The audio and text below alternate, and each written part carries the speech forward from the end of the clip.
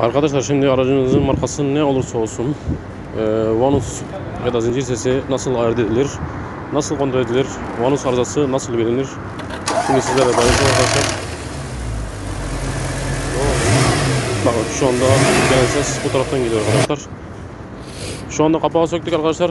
Yaklaşık bir 6-7 saat geçti aradan. Aracı bekletmemiz gerekiyor. Çünkü araç yaklaşık 6-7 saat bekledikten sonra bu ses çıkıyor.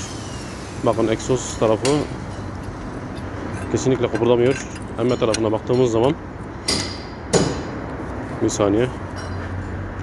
Bu şekilde baktığımız zaman bakın emme vanusu boşaltmış. Sadece 5-6 saat ya da 7 saat civarı bekleme sonrasında bu boşalma oluyor.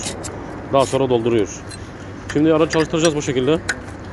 Doldurmasını sağlayacağız. Tekrar bir 5-6 saat bekleyeceğiz. Açıkken kontrol edeceğiz. Bakın hiçbir şekilde kıpırdama yok egzozda. Ama emme vanusumuz arızalı.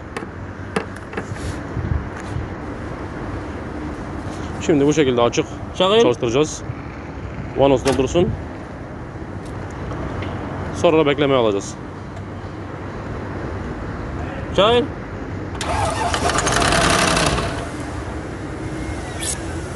شغل مرة ثانية تشوف راح الصوت. Evet şu anda doldu arkadaşlar. Aracı stop edip en az bir 6 saat beklemeye alacağız. Bakın şu anda doldurdu. Kesinlikle milim kıpırdama yok. Şu anda arıza gitti. Ama 5-6 saat sonra geri dönecek. Egzoz vanusu kesinlikle kıpırdamıyor. Evet arkadaşlar 5-6 saat sonra beklemeden sonra yani daha doğrusu bakın tekrar boşalttı.